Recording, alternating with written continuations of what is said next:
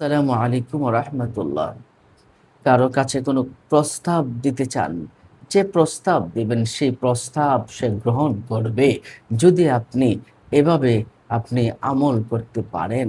আল্লাহ সুবহানাহু ওয়া তাআলার একটি নাম শুক্রবার দিন। শুক্রবার দিন আপনি নামাজ শেষে যখন নামাজ শেষ হয়ে যাবে, রুমে এসে হোক বা মসজিদে বসেই হোক, নামাজ শেষে একটা খণ্ড, ছোট্ট একটা কাগজের আপনি যদি কাগজের খণ্ডের ভিতরে আল্লাহ সুবহানাহু ওয়া তাআলার এই নামটা ইয়া মুজিবু লেখেন, লিখে যদি ধারণ করেন, তবে আপনি যে দোয়া করবেন, যে দোয়াই করবেন সেই দোয়া আল্লাহ পাক রব্বুল আলামিন কবুল করবেন। আর যদি আপনি লিখে ধারণ করেন, কারো কাছে কোনো প্রস্তাব দিতে চান, যে কারো কাছেই হোক, এবং এটা বিয়ের প্রস্তাব হতে পারে, কথার কোনো প্রস্তাব হতে পারে, অন্য যেকোনো প্রস্তাব হোক, ব্যবসায়িক প্রস্তাব হোক।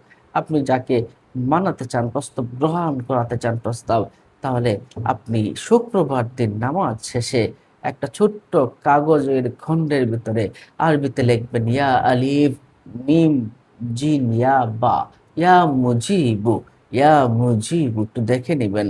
ইয়া মুজিবু, আপনি যদি একটা খণ্ডে কাগজে আপনি লিখতে পারেন ইয়া মুজিবু, যে দোয়া করবেন আল্লাহ সুবহানাহু ওয়া তাআলা সেই দোয়াটাই কবুল করবেন।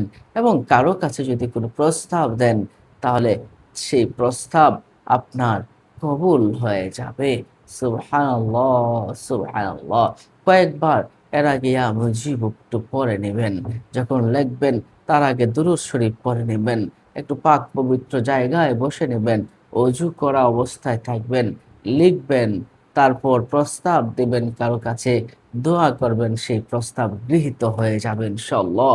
অন্য মুমিন মুসলমান ভাইকে জানাতে শেয়ার করে দিন। ভালো থাকুন, সুস্থ থাকুন। আসসালামু আলাইকুম ওয়া রাহমাতুল্লাহ।